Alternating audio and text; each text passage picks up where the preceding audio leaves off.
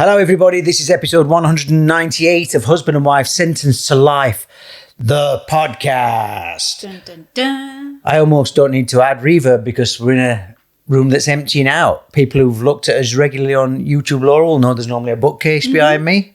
This wall's normally covered. Loads of stuff. Yeah. It's all gone because we are now in the moving process. Again. Great though, because we're not doing that stress thing of just having a day to move, where it's just manic and crazy. And I'm sure it will be when that day comes. Yeah. But we've got like a month because we got the keys early and the house is empty and the letting agency very kindly let us have the keys. So we're just going up back and forward a couple of times a day. Yeah. You're driving. Yeah, well, we mentioned it last time. But you're doing it more now. I am. I think you're getting a bit more confident now. Yeah. You're doing a bit of road rage. You are though, aren't you? Yeah. And again, it's one of them things of, but that's nice because... No, but you and I say it differently, I think. Yeah, I think I've got a itchier trigger finger than you have when it comes to swearing at things in the car, but it's just a release. Yeah. But you've started doing it and I'm like, that's another tick of things you've had to go at me for that you're now doing. Love it. By the way, like and subscribe. I want to quickly get the message in. Please like and subscribe. It doesn't cost you anything, doesn't change anything. It just looks good for us if the numbers are a bit higher. Yes. YouTube, Spotify, Apple Podcasts, wherever you get in this. Yeah. Just like it. If you want to leave a comment, you can. That'd be really nice. Please, thank you. Stick around till the end of the podcast. Now, we were talking to one of my old radio bosses the other day who listens to our podcast, Big John, and he loves it. But he said, can you two stop talking about farting as much on the podcast? It's great apart from the farting. Well, sorry, John, but we are going to. We're bringing it back. Right at the end of this podcast, I'm going to tell you a story about a fart, and it's amazing. So if that's not a tease to stick around to the end of this podcast. Even I don't know what this story is. Yeah, well, I think you do. I don't. So the house move. You've been doing a lot of gardening. You didn't see this, but I was taking secret photos of you yesterday. Oh, brilliant. Because you were doing gardening. And you know what you look like? Felicity Kendall in The Good Life. Remember The Good Life? Yes. Not Charlie Dimmock. No. Well, it depends on light, doesn't it? And angle. But you were de-weeding and relaying a pond that we've got in the garden and all sorts of... Well, I've never done that. I've never emptied a pond out before. Yeah. And you didn't have to. I said you didn't have to. The man who knows about ponds says you didn't have to. Yeah, but I know, but the thing is, I wanted to because I knew I could do it. Yeah. And I did it. Yeah, but see, I know I could be a burglar. I don't need to do it to prove it. Well, anyway, but yeah, I got my hands, I am covered in splinters so now. Dirty. I didn't wear my gloves off. Oh, well, that's stupid. Yeah, I know. But I'd already started and I thought I should be wearing my gloves and it was too late. While you were doing that, I was building furniture. More specifically, I was building the most complicated piece of furniture I've ever built in my life. Now, I love building IKEA furniture. Yeah. Said this to you the other day. It's like Lego. You get the instructions. Yeah. You get it's grown up Lego IKEA. Yeah. But for me, with all my things in my head, whatever it might be, OCD, autism, whatever you want to call it, that is perfect. Well, it's funny, isn't it? Because we were talking about this. You like building. I'm terrible at screwing. Like promo. I don't know what it is about screwing. It hurts me. Oh no, it hurts. My hands hurt so quickly with screwing, and I don't have soft hands. I'm not one of these. Like we just said with the gardening, I will get stuck in, but I cannot screw. But I love painting. And I love being in the garden. So I feel like they're my jobs. I'm the painter and the gardener, and you're the builder. So I'm building, one of these vanity desks that's got the Hollywood mirror with the bulbs on. Yeah. Betsy Pearl's wanted one of them. She's into makeup now. It looks like a French tart every time she leaves out. This desk did not come from IKEA. So it didn't have the clarity of instructions that you get with an IKEA desk. Yes. No joking. There was about 8 bags. There's more than that actually because it went up to M. The little bags of screws and things. So it went up to M, however many that is in the alphabet. Yeah. It did look complicated. But in each bag, there must have been 60 screws. Yeah. So times that by that. So it's about 12 times 60. The entire bedroom, to say it's a desk with a mirror, is covered in boards that you and Betsy have got it all out. And I'm like, this is going to be a mountain to climb. Yeah. And it was. And even on the first piece, and I didn't have my glasses, and the instructions were tiny. Yeah. So I've got my phone on the macro lens on every bit of instructions to make sure I'm putting things on the right way. Anyway, it must have taken me 4 to 5 hours to build. Normally with an IKEA thing, I'd say it probably takes me an hour to build a wardrobe or something. Yeah. But it took 4 or 5 hours. And you know when you just think, I had to get in the zone and think, I am doing this. Yeah. And I did. And my hands are bloody killing today. Are they? But at the end, 3 shelf bottoms missing. 3 of the drawer bottoms, yeah. Now, it had come in 2 massive packages. Yeah. And we'd done that thing where we took it all out and then all that stuff had got chucked at bottom at stairs. Mass amounts of packaging. And I'm like, please go through that packaging because it's got to be there. Well, I've done that thing of going through the bin twice and it's not in there. And it's the same 3 pieces. So it's I don't think it's in there. But anyway. But I'm not going to be angry about it. So this is the new me is, I know now that every day is going to be stressful. So I'm trying to, because I get angry quickly, I'm trying to stay rational, which leads me on to my next thing. Go on. I went up to the house the day before yesterday, and on the driveway, it's got a double drive, twin drive in London. We're loaded. One drive goes to the front door, the second drive dips to the garage. Yeah. And in between, there's just a little bit where there's a step. Little lip, yeah. I got out of the car and I walked around the back of the car and my ankle went off the side, clicked. Oh, yeah. And I fell forward into We've all done that. the bloody pebble dash on the house, cut my hand open. Normally in that situation, you could hear me for miles around shouting the biggest swear words in the world. Birds would be leaving trees. And you have got the most sensitive feet in the world, as we Oh know. my God. And I've done that. I've actually broken the side of my foot, I think 3 times, doing exactly that same thing. So I thought, I've bust my foot. But I was more concerned about my hand. Didn't swear, because it was first thing in the morning. I thought, new neighbours. Yeah. And also, I don't want to start my day like this. Yeah. So I'm thinking, I'm good here. Instead, I went to Costa. I got 2 free coffees coming on Costa on the app. Got you a coffee, came home. I'm fine. I came home, I said to you, I fell over, cut myself. Said, I'm all right though. Literally an hour later, my foot starts hurting. Yeah. We're back at the house by now. We're building a new bed. An hour after that, I couldn't walk. And the thing is, whenever I get anything like this, I feel like you think I'm putting it on. No, right. The thing is with you, is you have a very low pain threshold. Oh, yeah. And it's so hard to tell. Betsy's the same. She'll say something hurts, but she'll be saying, oh my God, it's so painful. And I never know then what is real pain and what is, pain that most of us would just, and because this is the thing, like, I think I've got the opposite. No, you have, yeah. And so recently when I did my hip, I couldn't walk, and to the point where when I turned, I dropped a dish because it was so much pain. But I will keep going, and I know I shouldn't, and that annoys you because I push myself. But because of your low pain threshold, I never know what is real pain. And then when you were saying you couldn't walk, I was like, okay, fine. It got to that point where I could just about limp on it, really badly limp on it. Then it was, I had to hold something to walk. Yeah. And then suddenly I just couldn't walk. And this is not me putting it on. This is not man flu. I couldn't walk.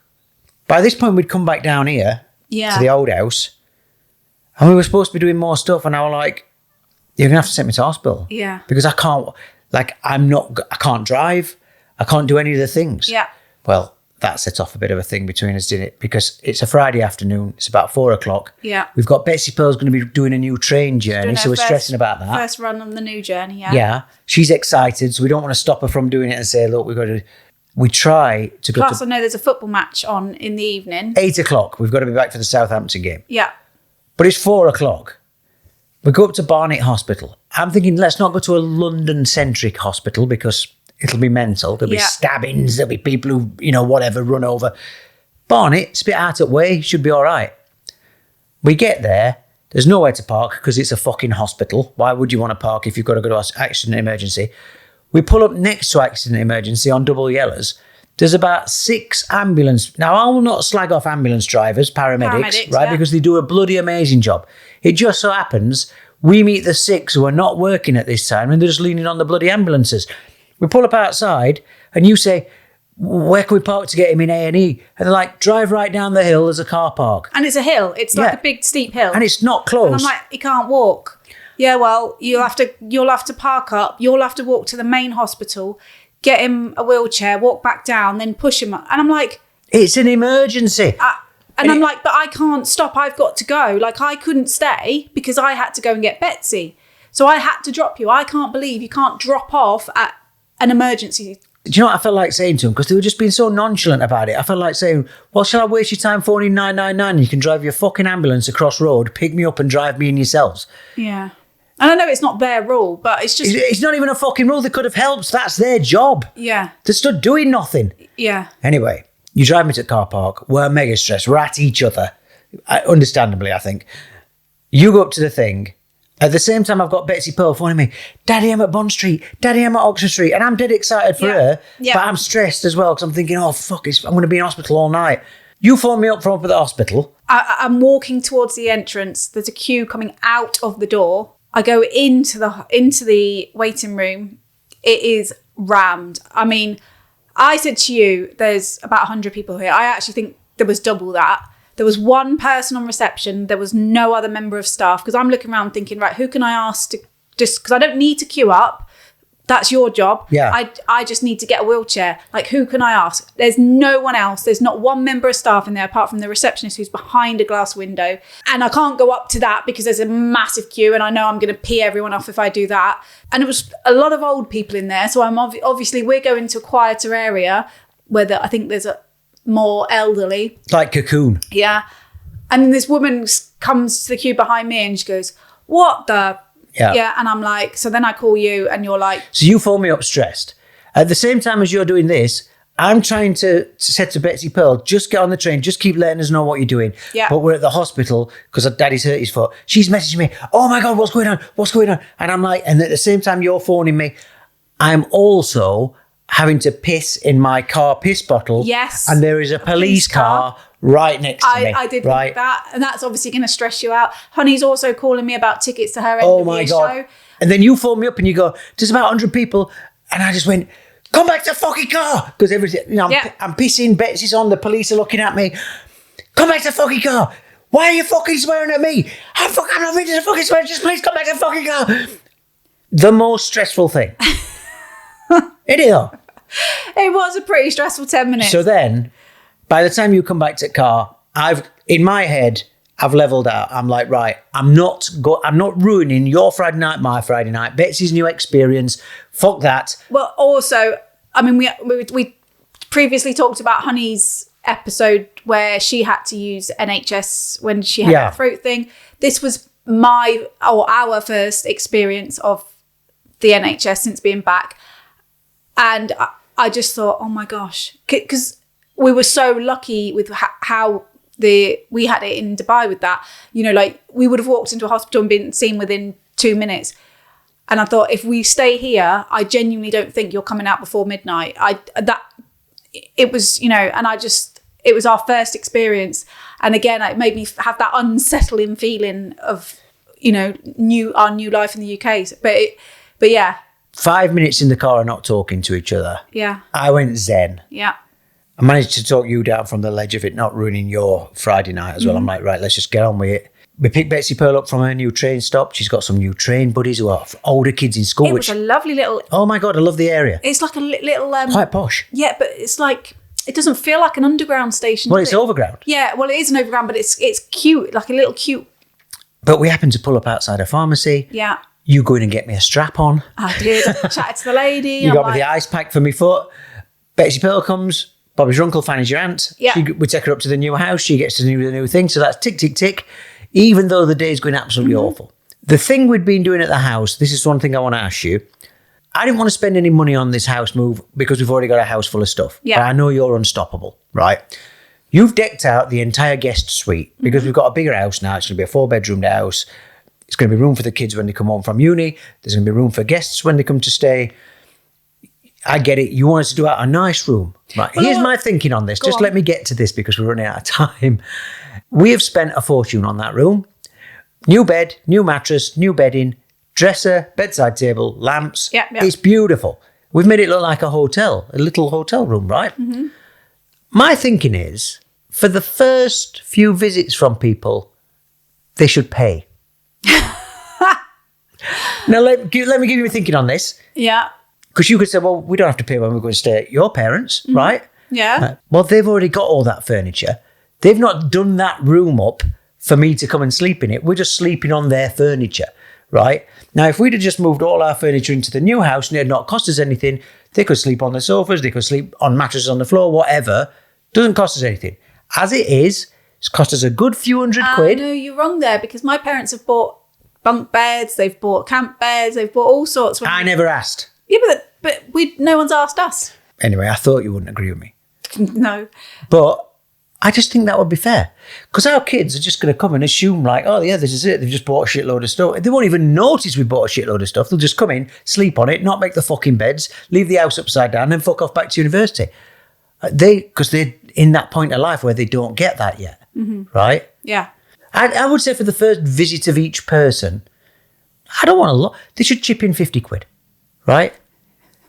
So let's say that's when Leo comes 50 quid, when Honey comes 50 quid, when your parents come 50 quid each, when my parents come 50 quid each.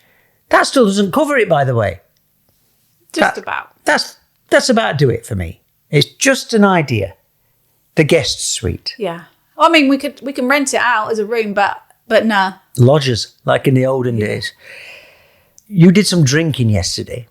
So hold on a minute. If we're going to go on to that, let's just finish the end of that day.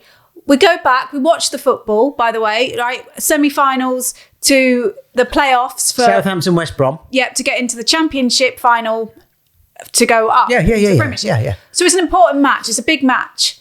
Which I was every bit as excited about as you. Yes, you were. But it'd been a shitty day. Shitty. Really shitty. And I was so looking forward to 8 o'clock, we're going to watch a football match. Brilliant. You had your fake beers. I had my bottle of wine. Real beers. Yeah. Betsy, Friday, end of the week, blah, blah, blah. Halfway through the match, we're winning. I'm excited. I'm shouting at the TV screen. I look around. Betsy's fast asleep on the sofa. You're fast asleep on the recliner. And then there's me drinking my wine, shouting at the ref, all by myself. In my defence, I've had a really traumatic day. You have as well. Yeah. But I've had a really traumatic day. And you really looked after me. I appreciate it. I put my foot up on the lazy boy, a couple of cushions under my foot. Yeah, ice pack. Me strap on. Your bruising. But I knew I was kind of in shock a little bit. Yeah. And it hit me. Yeah. But I made it past half time. But yeah, it floored me. So go on, now you can tell the next story. Another day up at the house yesterday, you're doing the pond, I'm doing the building. Yeah. Mid-afternoon, I get a text from my cousin, Liam. Yeah. He's the one who he's like the Wicker Man. He lives on a little island up in Scotland. He used to live in London. He's from Sheffield, but he used to live in London. And, we're quite close. He's down here. He's just up the road at his sister's house. And he's like, do you want to meet up? Mm-hmm. And I'm like, but we did. So we walked up to the local pub, the Ranley. Yeah. Beer garden, absolutely packed. We took little Charlie boy up. Over the next 3 hours, you went through what everyone else goes through on a full day bender and the next day. It's crazy. And I loved it, by the way. We're sitting in the beer garden. Yeah. We're knackered because we've been working hard. You're drinking double gins. Well, there's nothing better than that feeling of you've worked hard all day, then you go and sit in a pub garden and the sun's shining. That is one of the best feelings. I knew you'd be loving it. So I wasn't being my usual self or rushing off. It was lovely to catch up with Liam, of course. And he was drinking, so I had a drinking partner. But you put away, I would say, more than half a bottle of gin. You must have had, 3-4 double gins, and you were drinking them fast. We weren't there long. Yeah. But it was sunny and you're drinking them fast. We walk out the pub. Yeah. You're laughing more than I've ever heard you laugh in ages. You're taking piss out of people walking past. You're doing lookalikes. And I'm having the best time, right? Okay. We walk home, laughing all the way. You're Yeah. being a bit saucy. I'm like, I'm quids in tonight. This is going to be brilliant. We get in the house. Then you go quiet. You went through every stage of being a drunk. You went through the quietness, and I'm thinking, what's going on here? I made dinner, by the way. I'm the drunk one. you did. I made the full dinner. Yeah. But then, but you did that on what I like to call the beer scooter. I can imagine it felt like 5 minutes to you. While you're doing that, I'm trying to help Betsy Pearl with homework, which is a Sisyphean, impossible task. Yeah. I lose my temper with her. You get angry. So the emotions you've gone through so far are amazing, funny high, sad quietness, anger. Then you sit down, and in a mirrored image to the previous night, you sit with a cup of tea in your hand. 5 minutes later, I look round and you're just like, oh. This is all within about an hour. The thing is, I had that feeling of I wanted to come back and carry on drinking, right? Yeah. Which I was going to do. That's one of your worst traits. What? The party stretch out. Yeah, but I like that. No, but then when there's no one else doing it. Yeah, but also, I've had to endure it for years, even when I drank. Yeah. Right? Our kids have talked to you about this. The older kids have said they hated it every time you used to do it in Dubai because you'd go to a brunch in Dubai, it finished 4 o'clock. Yeah, but I wasn't like that. I wasn't at that point. But I knew if I'd had another couple of glasses. But the party was never over for Laura. No, well, that's fine. Until she's on the toilet vomiting into her own knickers. Yes. But if I'd had a couple more, I know that I would have carried on my buzz. But then I thought if I do have a couple more, I'll probably have a headache this morning. So I thought, what shall I do? Shall I have another couple of glasses, or shall I have a cup of tea and a biscuit and chill for the evening? That was me. I went for the cup of tea and biscuit. Yeah. Now, here's the funny thing. We watched Inside Number 9. Yeah. You woke up right after it finished and you went, what happened? And you're all angry with it. What happened? Because I don't like missing. So I told you what happened. Yeah. You fell back asleep like that. I sit there for another half an hour. Betsy Pearl's awake. You woke up again. Has he finished? And we both looked at you like that and we were like, yeah. What happened? And I looked at Betsy like that and we were both like, we told you what happened. What happened? So I said the same story again. And Betsy Pearl goes, God, Mum, you're still drunk. I am not drunk. Don't talk about me being drunk. Fall asleep like that. An hour passes. Yeah. The Elvis Presley 68 comeback specials on, the one where he's in the black leather. Is that what was on stage? Yeah. Right. I'm watching that. And I'm thinking, This is like, because Inside Number 9 is weird, right? So, and I love it, but I remember what it was about. But then I'm thinking, now they're on the stage, like, which is that? You know, This is 2 hours after it's Steve finished. Pemberton on stage now, and I'm like trying to work it out, and my brain is like such in a fuzz. So I'm thinking.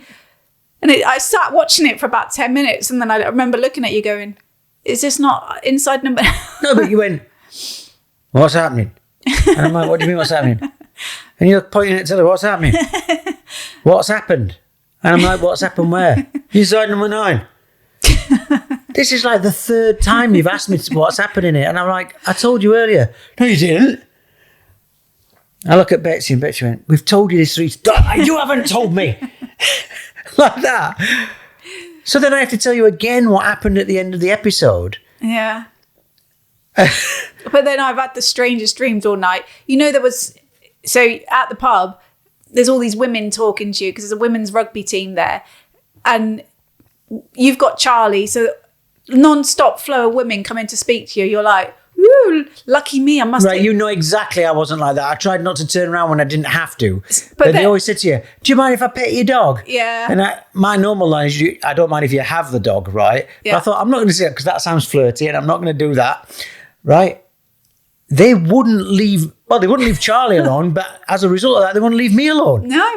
And I'm like, in my dream though. if we ever have an argument again and it's a sunny day, I'm going up to that pub with the dog. Yeah. And I said to you as I was walking purpose? out, I'm going to go in, and every time somebody says about the dog, I'm going to go, yeah, I got him as a treat because my wife died. Like afterlife. No, but, and then, so in my dream, it's these women, and then one of them leant down and her boob falls out of her top. That didn't happen in real life. No, and I'm like, tell her boob's falling out. And you're like, no. And I'm like, this was the dream from This first time hearing about this. Yeah. So did you wake up angry at me like you always do? Okay, we're going to wrap up. Episode 198. It's time for the fart story. Okay. We're quite open about it. We've been married long enough to fart in front of each other. You're a little bit more comfortable with it than I am. We're sitting here the other day in this very room, and I think we just had the morning coffee. That can loosen things up. And you did a fart that was like 5 individual farts, all different pitches. And it went like this. And we know that I play a tune. I normally play Mambo number 5, the intro to that. I heard it, and again, the way my mind works, I'm quite musical. You farted. And I went, la, la, la, la, la, la, la, la, la, la. That's Junior Senior, Move Your Feet. You know that song? Everybody, move your feet. Yeah. I totally knew it was a tune. Did you get it? So then I get Spotify and I played it for you, and I'm like, you just farted exactly. Tempo, pitch. It's my it's my